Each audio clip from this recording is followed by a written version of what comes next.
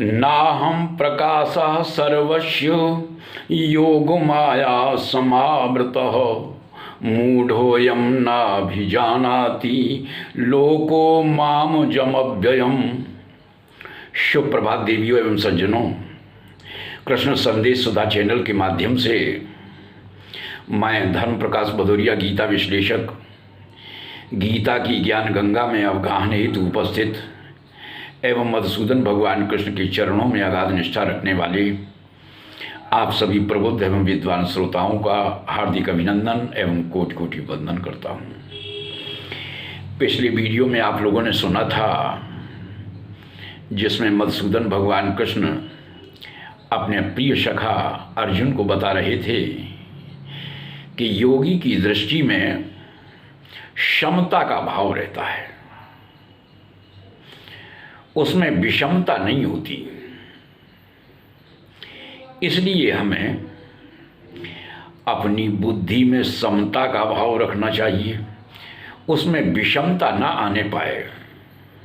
तो यह कैसे संभव हो सकता है, इस बात को अगले श्लोक में भगवान बताते हैं, तो सुनेंगे।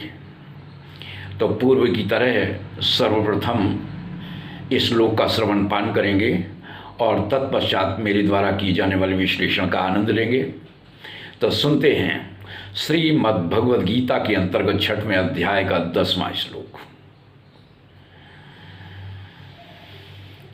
तो भगवान क्या बताते हैं, सुनते हैं कि योगी युंजीत सतत मात्मानं रहस्य स्थिता एकाकी यत चित्तात्मा निराशीर परिग्रह।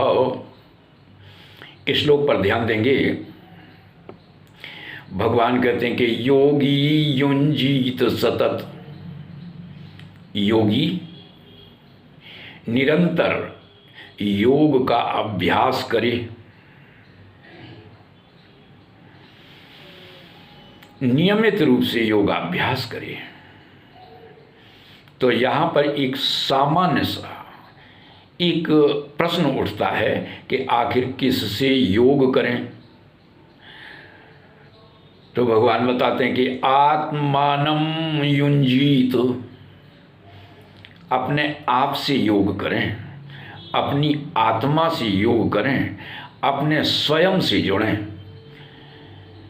इसका अभिप्राय यह हुआ कि जिससे योग नहीं करना चाहिए था उससे तुमने योग कर लिया है। यानी तुमने मैत्री शमशान में विचरने वाले कल्पित काल्पनिक भूत प्रेतों से कर ली है।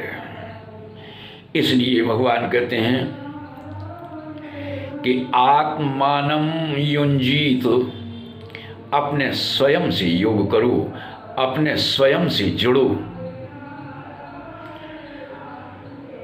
तो यहाँ प्रश्न ये आता है कि आखिर जुड़ें कैसे योग करें। तो उपकरण बताते हुए भगवान कहते हैं कि रहस्य स्थिता, एकांत में रहकर योग का अभ्यास करना चाहिए। और आगे कहते हैं कि एकाकी का मतलब कोई मददगार नहीं होना चाहिए, कोई सहयोग के लिए किसी शिष्य या सेवक या किसी आदेश पालन को न रखें। ऐसा नहीं कि अपने शिष्य से कहने लगें, अपने सेवक से कहने लगें कि बेटा जाओ मेरे लिए भिक्षा मांग कर ले आओ, क्योंकि हमें योग का अभ्यास करना है। तुम कुटिया में झाड़ू लगा दो, क्योंकि हमें योग का अभ्यास करना है।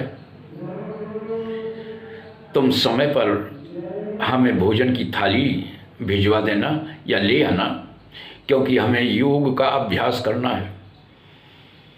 तो यह योगी के लिए अच्छा नहीं है। इसीलिए भगवान कहते हैं एकाकी। अरे हमने तो बहुत से ऐसे लोगों को देखा है जो सीधे सीधे जाते हैं और गृहस्थ से निवेदन करते हैं, हे गृहस्थ जी, मुझे समय पर भोजन की व्यवस्था करा देना, क्योंकि मुझे योग का अभ्यास करना है। और वो भी भोजन कैसा? भगवान ने बताया है एक जगह कि रस्या स्निग्धा स्थिरा हृद्या, यानी शतोगुणी भोजन।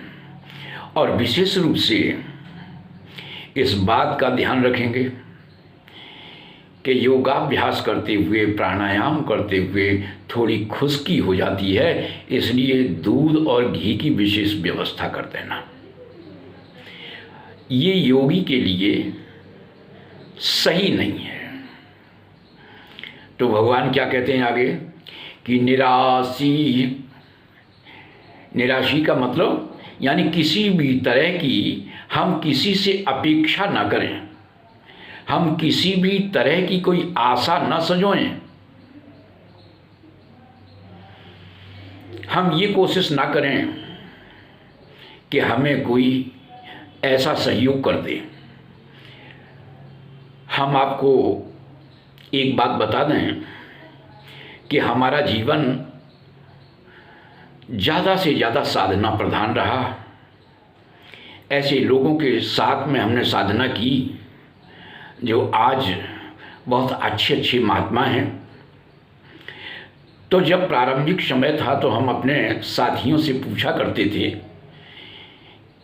कि जब योगाभ्यास करते हैं, जब साधना करते हैं, ध्यान करते हैं, तो मन में ज़्यादा विचार आते हैं क्या या कम विचार आते हैं? तो वो बताने लगते थे कि साहब विचार तो ज़्यादा नहीं आते हैं, लेकिन एक विचार बहुत आता है। वह क्या? एक विचार ये आता रहता है कि नाश्ता के लिए कुछ सामान नहीं है, तो यदि कोई किशमिश काजू बादाम दे जाता तो कितना अच्छा होता। तो यह सुनकर बड़ी हंसी आती थी, लेकिन आप लोगों को यह सुनकर बड़ा अचंभा होगा कि उनकी ये इच्छा पूर्ण भी हो जाती थी। लेकिन यह योगी के लिए अच्छा नहीं है निराधार इच्छाएं करना।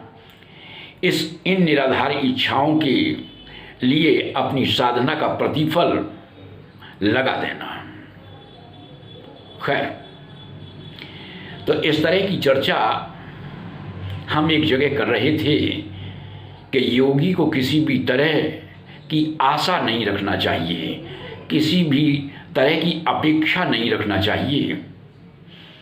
इस पर एक सज्जन खड़े हो गए और उन्होंने कहा कि महाराज,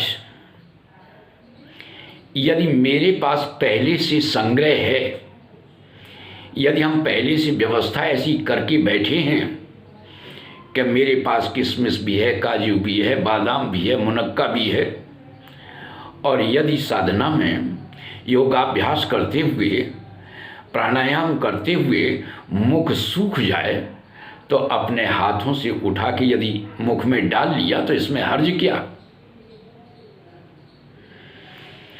तो भगवान कहते हैं अपरिग्रह, हमें परिग्रह नहीं करना है, हमें संग्रह भी नहीं करना है। तो हमें विश्वास है कि आज की ज्ञान चर्चा में सचमुच आप लोगों को आनंद की अनुभूति हुई होगी।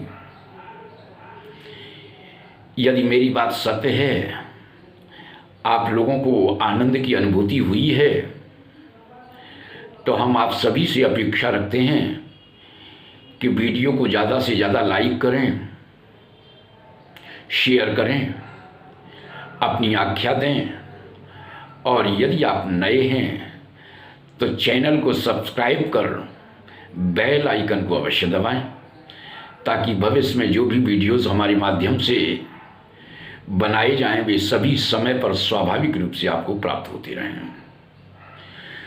जय श्री कृष्ण।